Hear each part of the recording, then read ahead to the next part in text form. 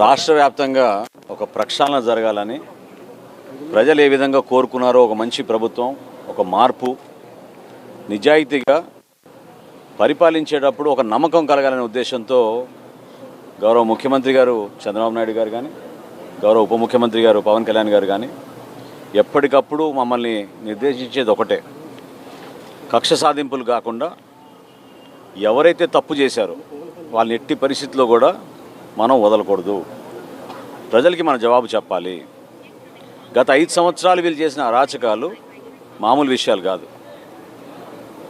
ప్రభుత్వం నుంచి మీకు ఒక బాధ్యత అప్పచెప్పి ప్రజలు మిమ్మల్ని ఎన్నుకొని కీలకమైన శాఖలు పదవులు ఇచ్చినప్పుడు మనం సమాజానికి ఎంతో బాధ్యతతో పనిచేయాలి, విలువలతో కూడిన రాజకీయాలు చేయాలి. అది వదిలేసి స్వలాభం కోసం, కుటుంబ ఆస్తులు పెంచుకోవడానికి కోసం వ్యవస్థని దుర్వినియోగం చేసుకుని ఎవరు కూడా మమ్మల్ని ప్రశ్నించలేరు అనే అహంకారంతో వీళ్ళు చేసిన అవకతవకలు మామూలు విషయం కాదు. ఎప్పుడైతే సివిల్ సప్లైస్ డిపార్ట్మెంట్లో ఒక ప్రక్షాళన జరగాలి, కొన్ని పొరపాట్లు జరుగుతున్నాయని మా దృష్టికి వచ్చినాయో, రాష్ట్ర వ్యాప్తంగా ఒక వీడియో కాన్ఫరెన్సు నవంబర్ 26వ తారీఖున రాష్ట్రంలో ఉన్న ప్రతి గోడౌన్లో ఉన్న యాజమానిని, అక్కడున్న మా డిస్ట్రిక్ట్ మేనేజర్ని, జాయింట్ కలెక్టర్ని మా పౌర సరఫరాల శాఖ నుంచి మా ఎండీ గారు ఒక వీడియో కాన్ఫరెన్స్ ఏర్పాటు చేసి రేపు ఉదయం నుంచి మీరు ప్రతి బస్తా లెక్కపెట్టి ఆ గొడవల్లో రిపోర్టు మాకు అందించాలని చెప్పి ఆదేశించడం జరిగింది. ఇది నవంబర్ 26వ తారీఖున. అదే రోజు రాత్రి జేఎస్ వేర్ హౌస్ పేరుని జయసుధా గారు హడావిడి చేసి మరుసటి రోజే మా దగ్గర బస్తాలు లెక్క తప్పింది. తప్పు మాది కాదు, అక్కడున్న వేయి బ్రిడ్జ్ది. అంటే ఇట్లా 2 గోడౌన్లు పక్కన ఉంటే ఈ గోడౌన్లో తీసుకెళ్లిన సరుకు మరి మేము నిర్ధారించిన మేరకు పొరపాటు మాదని మేము ఒప్పుకుంటున్నాం అని వాళ్ళే స్వయంగా ప్రకటించారు, వాళ్ళే లెటర్లు రాశారు. అప్పుడు మా సివిల్ సప్లైస్ డిపార్ట్మెంట్ నుంచి మా నిబంధనల మేరకు 1 మెట్రిక్ టన్ దాటితే డబుల్ పెనాల్టీ వేస్తాం. ఆ విధంగా నిర్ధారించి వాళ్ళని 1,71,00,000 రూపాయలు వాళ్ళు కట్టాలని, ఇమ్మీడియట్గా వాళ్ళపైన క్రిమినల్ కేసులు తీసుకోవాలని 27వ తారీఖున మా సివిల్ సప్లైస్ ఎండీ గారు అక్కడున్న మా జిల్లా యంత్రాంగానికి, జాయింట్ కలెక్టర్ గారికి, ఎస్పీ గారికి ఉత్తరం రాయడం జరిగింది. ఆ రోజు నుంచి కూడా వీళ్ళు సహకరించలేదు.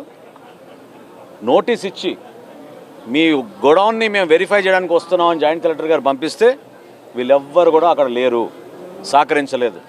చివరికి పంచనామా చేసి పోలీసుల సమక్షంలో గోడౌన్ తాళాలు పగలగొట్టి లోపలికి వెళ్ళి వెరిఫై చేసి రికార్డ్స్ అన్నీ కూడా సీజ్ చేయడం జరిగింది. మా దగ్గర ఉన్న లెక్కలు, అక్కడున్న స్టాక్ రిజిస్టర్లు, పక్క గోడౌన్లో ఉన్న స్టాక్ రిజిస్టర్లు ఇవన్నీ చెక్ చేసిన తర్వాత జాయింట్ కలెక్టర్ గారి రిపోర్ట్ మేరకు 378 మెట్రిక్ టన్నుల బియ్యం అక్కడి నుంచి మాయమైంది. దీనికి ఏం సమాధానం చెప్తారు? అనవసరంగా మీరు ఒక ప్రెస్ కాన్ఫరెన్స్ పెట్టి, అంటే మీ కుటుంబ సభ్యుల పైన పేర్లు పెట్టమని మేము ఏమైనా చెప్పామా? మీ పేరే పెట్టుకోవచ్చు కదా, మీరు వ్యాపారం చేయొచ్చు కదా. మీరే 2021లో ఈ గోడౌన్ అప్పుడు ప్రభుత్వంలో ఉన్నారు కాబట్టి ఇన్వెస్టర్ గోడౌన్గా వీళ్ళు లాక్కొని ప్రభుత్వం నుంచి సంపాదించుకోవాలని ఓ దుర్మార్గమైన ఆలోచనతో చేసిన కార్యక్రమం ఇది. ఖచ్చితంగా ప్రక్షాళన జరుగుతుంది, కక్ష సాధింపు ఎక్కడ లేదు. గౌరవ ముఖ్యమంత్రి గారు పదే చెప్తా వచ్చారు. జిల్లా యంత్రాంగాన్ని కూడా హెచ్చరిస్తూ వస్తూ ఉన్నాం. జిల్లా ఎస్పీ గారిని కూడా మేము అదే కోరాం, విచారించండి. 378 మెట్రిక్ టన్నుల బియ్యం మాయమైందంటే ఎక్కడికి పోయింది? దీని వెనక ఎవరు? ఇక్కడి నుంచి తరలి వెళ్ళినప్పుడు ఎక్కడికి వెళ్ళింది? కాకినాడకి వెళ్ళిందా, విశాఖపట్నంకి వెళ్ళిందా, కృష్ణపట్నంకి వెళ్ళిందా? ఇన్వెస్టిగేషన్ పూర్తి అవ్వాలి కదా. వీళ్ళే హడావుడి చేసుకుని వీళ్ళే డీడీలు కట్టేసి తప్పు మేమే చేసామని వీళ్ళు సొంతంగా నిర్ధారించుకుంటే దాంతో సరిపోదు. నేను తెనాల్లో ప్రెస్ కాన్ఫరెన్స్ పెట్టినప్పుడు కూడా చాలా క్లియర్గా చెప్పాను, ఇన్వెస్టిగేషన్ పూర్తి అవ్వలేదు, వాళ్ళు తొందరపడి ఏదో లెక్క నిర్ధారణకు వచ్చారని అనుకుంటున్నారు. నిన్న నిర్ధారించారు 378 మెట్రిక్ టన్నుల బియ్యం అక్కడి నుంచి మాయమైంది. ఖచ్చితంగా దీనికి మీరు పెనాల్టీ కట్టాలి, క్రిమినల్ కేసెస్ మీ పైన పెడతారు. చట్ట ప్రకారంగా చేయాల్సిన కార్యక్రమాలు మా ప్రభుత్వం ఖచ్చితంగా చేస్తుంది. అంతేగాని ఇందులో ఎవరిని కూడా టార్గెట్ చేసి వ్యక్తిగతంగా ఇబ్బంది పెట్టాలన్న అవసరం కూటమి ప్రభుత్వానికి ఏనాడు కూడా లేదు. మీ నాయకుడు చేసినట్టు మా నాయకులు ఎప్పుడు చేయరు. పవన్ కళ్యాణ్ గారు కానీ చంద్రబాబు నాయుడు కానీ ఎప్పుడు కూడా ప్రభుత్వం అంటే ప్రజల్లో విశ్వాసం నింపాలి, నిజాయితీగా పనిచేయాలి. కానీ ఎవరైతే ఇటువంటి చర్యల్లో పాల్గొన్నారో వాళ్ళని కూడా వదిలే ప్రసక్తి లేదు. కాబట్టి ప్రజలు చూస్తున్నారు, వ్యవస్థ ఖచ్చితంగా ప్రక్షాళన జరుగుతుంది. అందులో భాగంగా మీలాంటి వ్యక్తులు ఎవరైతే ఇటువంటి కార్యక్రమాలు పాల్గొన్నారో ఖచ్చితంగా మీరే ప్రజలకి క్షమాపణ చెప్పాలి. పేరు నాని గారు కూడా నేను కోరుతున్నాను, ఒక బాధ్యత గల మంత్రిగా మీరు వ్యవహరించారు. గతంలో సుదీర్ఘమైన రాజకీయ అనుభవం ఉంది. పొరపాటు జరిగిందని మీరే కదా ఉత్తరం రాసింది. మరి ఈరోజు ఇతరులపైన నిందలేస్తున్నారు. కోర్టుని ఆశ్రయించాలి కదా. ఇప్పటివరకు 3 సార్లు ఆశ్రయించారు కోర్టుని బెయిల్ కోసం. గౌరవ కోర్టు ఏ నిర్ణయం తీసుకుంటుందో చూద్దాం. ఈలోపు ఇన్వెస్టిగేషన్ జరగాలి. 378 మెట్రిక్ టన్నుల బియ్యం పక్కదారిని వెళ్ళిందనేది నిర్ధారించాం. స్థానికంగా ఉన్న పోలీస్ యంత్రాంగం ఇప్పుడు ఖచ్చితంగా దానిపైన లోతుగా అవగాహన తెచ్చుకుని ఇన్వెస్టిగేషన్ చేస్తారు.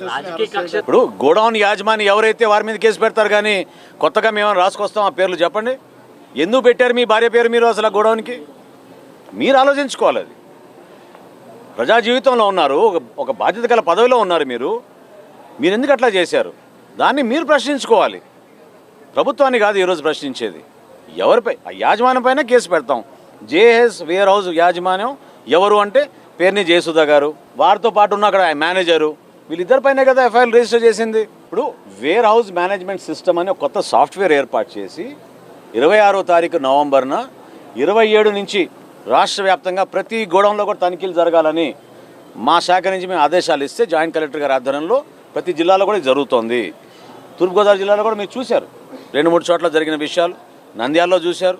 అనేక ప్రాంతాల్లో మాకు మొత్తం వివరాలు తెప్పించుకున్న తర్వాత తప్పకుండా ఈ వివరాలన్నీ కూడా మీ దృష్టికి తీసుకొస్తాం.